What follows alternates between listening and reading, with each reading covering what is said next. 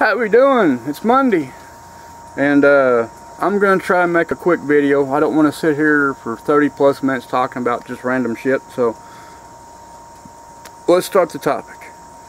A lot of y'all are experiencing not high, but a shortage of high caliber type rifling or pistol ammunition.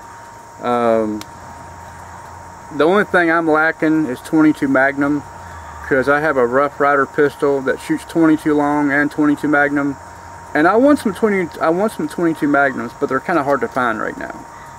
So with all that being said and done, this ain't gonna be talking about guns. It's gonna be talking about crossbows. This right here is my Hardin crossbow. It's a 175-pound pull. When you shoot it, it shoots the bolts about the same speed as a bullet. It's 10 times quieter than a rifle or a pistol. State of Kentucky, you can hunt with it as long as you have a disability cert, and even some cases, if you don't have a disability cert, you know, you can still hunt with it as long as you don't get caught. And that's what I'm going to say about that. But yeah, this thing here, if I look in this end and my crosshairs on this end are set on a certain area, my shaft down here will hit where them crosshairs are hitting at, because I have this thing sighted in perfectly. So I've had this since 2012 or 2013. I paid $125 for it, and since I'm lacking in 223/556 by 45 millimeter, this is my makeup difference, because I have about 40 bolts for this thing here. So I got me 40 shots I can take. Of course, no, it's not like a rifle where you go pow, pow, pow, pow, pow, pow, pow. So you know, you gotta pull back, cock it, put your bolts in, take aim, and shoot. And if you miss, then, you know, hopefully it doesn't move too far and you can, you know, do it again.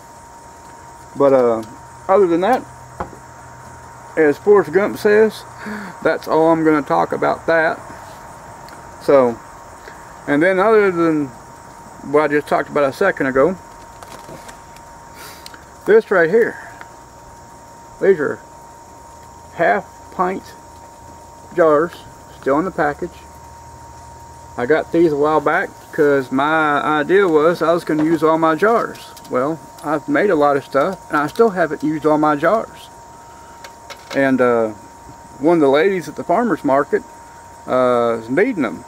And I told her, I got some jars at the house still in the package I haven't used. I'll bring them next Sunday and I'll give them to you. She said, "No, I got to buy them." "No, you don't. I'm going to give them to you." And we kind of argued back and forth on it. And coming Sunday, when I take to the farmer's market, I'm going to give them to her. And she's going to try and pay me, and I'm not going to take it. So, with that being said and done, that's how I do business. Because at the farmer's market, a lot of us that are vendors there, we kind of trade or barter back and forth. You know, and sometimes, most of the time, I give stuff away to people. A lot of the vendors. I could sell it. I really could. I could sell a lot of the stuff I give away. But the thing of it is, a lot of the stuff that I give away to the vendors are the vendors that are baking and cooking and making things. So, like I tell them, you know, give this a whirl, give it a try. If you like it, tell me what you like about it. If you don't like it, tell me what I need to improve on. And that's what I do. And sometimes they have like a little bit of extra made stuff. They'll say, "Well, here, you know, since I don't like taking some of this home with me, here, come pick you a loaf of bread, or come here, get you a couple bags of cookies," or, you know, something like that. And that's how we offset the difference. Now, in retrospect, some of the bottles of extract that I give to people, if you look at value-wise, as I call it, my extract is worth more than what they give. But I don't look at it that way. I'm giving them something to try, and if they like it, I can give it to them in the next go-around for, you know, at price or at discount. Now, when I was at the farmer's market this past Sunday, I had a woman and her husband walked up, and she was like ooh and ahhing over all the extract I had. And she said, how much is the vanilla? I said, the big bottle or small bottle? She said, how much is the big? I said, 20. She said, how much is the small? I said, 10. And she said, well, give me a small bottle. And I said, okay. And I asked her husband, he had a high and tight style haircut. And I said, are you still currently active duty? He said, yeah. And I told the lady, I said, well, instead of 10, you just give me 5. And one of the other people around me heard what I did. And they were like, well, that's pretty damn smart of you. And I said, what do you mean? And she said, well, if they go back home and they use it and they really like it, and they're going to say, because I have my name on everything I have, say I have my name on it, and they said, you know, they'll come back within a short period of time later, and or they can give word of mouth to somebody else, and they'll come in, and you know, there you go. But what I'm going to start doing is I'm going to have a little, I guess one of those plastic signs that go like that, and I might not have it for this year, but I'm going to have it for next year. Is I'm going to have military, emergency services, and something else I thought of, but I can't think of. But it's going to say I'm going to have a like 25 to 50% discount as long as you show me an active military ID card. And every firefighter, police officer, EMT, they all have a CERT card. And if you can show me your CERT card, I'll give you like a percentage or half price off of anything I have on the table. And that's how I'm going to do it. And there's a lot of,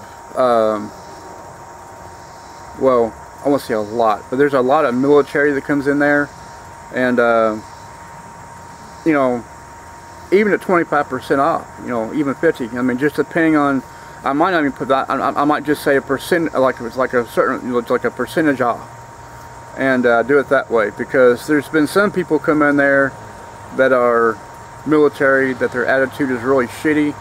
That truthfully and honestly, I would not give you a discount at all. I would charge you double for because of your attitude.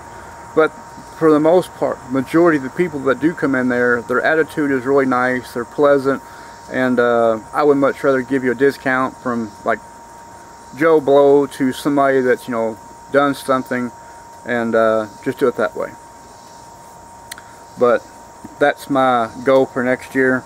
I've gotten some of my labels already set and ready for next year. For on my bottles it says bottled in 2020.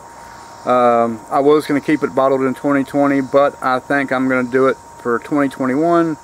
And as I got some of my tags already set for bottled in 2021, basically I just have to pay the company that professionally makes my labels, and then they can ship them to me and everything else. Now I have about 3 gallons of really good vanilla extracts right now. You could probably use it right now, but I'm gonna wait until probably, I was going to wait for 18 months to do it, but I think I'm just going to wait until probably March and start bottling it, because usually the farmer's market starts about April-ish, maybe May, somewhere around there. So if I started bottling, say in March, you know, out of that 3 gallons, I'll have my standard size bottle I use. I would probably have 60 to 80 bottles of it, the standard size. Now if I use my larger bottles with the smaller bottles, I'll have probably 40 small bottles and 20 large bottles. And but yeah, I mean, and that'll just be off that right there. And once I do that, yeah, it's gonna be a no-brainer, and I'll make a killing off of it, because I found out where the other market is, which is not too far down the road from Sunday, because we get done at the market at about 3 o'clock, and the next one starts at 4 o'clock, which is about, I don't know, 15-20 minutes down the road and on the different part of the county. And I'm thinking about just going there because it goes from 4 to 6. Of course, I wouldn't be there till 6 o'clock. I'd be there probably till, like, say, well, yeah, I might be there till 6. At 6 o'clock on the dot, just pack up and go. But they said a lot of times it runs over past 6, and I'll be like, you know, if I'm 11 to 3 in Rineyville, then 4 to 6 at another place. Yeah, I don't want to spend my whole day vendoring. But yeah, that's how it's going to be done. But I mean, and then this morning I got up and I came out here and I cut all the fresh peppers off my pepper plants. And I had ghost peppers, habaneros, dragon peppers, well, dragon cayenne and cayenne, and some Tabasco peppers. I came out here and I strung everything up. And then when I was at the market yesterday as well, I got 2 big containers of banana peppers, and I strung those up. I was going to pickle them, but they're kind of large, and I'd rather just air dry them and use them for a spice seasoning versus trying to pickle a large pepper.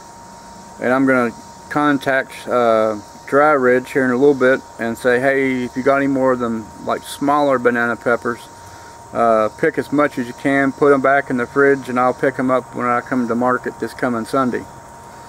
And yeah, because I can use those for pickling and everything else.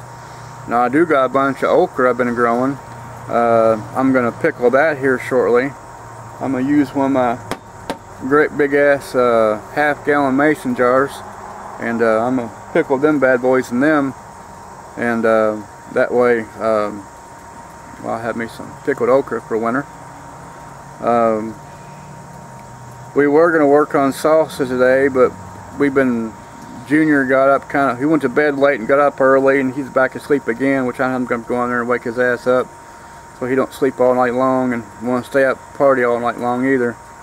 But we got some stuff done around here today, and he didn't get to go to school because the school bus never picked him up, and I'm like, well, if the school bus ain't picking you up, I ain't taking you to school, and you do your work at home. And of course I called the school and told them what took place, and school wasn't very happy, and they called the bus compound and they still weren't very happy, and they called me back and told me, they said basically Thursday morning, if the bus does not pick him up, call me at such time. She goes, I will have a bus come to your house and pick him up in your driveway. So yeah, they're kind of hot, which I don't blame them, because you know every day he's not in school, that school is losing money. So, and that's the reason why schools are so worried about kids in school anymore. They don't care about teaching them anything, they just want the money. So it is what it is, I guess. But I'm done talking. I'm going to get off here, and I'm going to go inside, download this video, and put it on YouTube, hopefully before 9 o'clock tonight. And I'll catch you again soon. I've made some upgrades around my yard, changed stuff around. I will probably tomorrow take some pictures, or well, I call it pictures, make a little small video with some things and show some things I'm working on and changing and everything else, and what's to come. And yeah, but y'all have a good Monday, what's left of it, and I'll catch y'all again soon, and have a great day.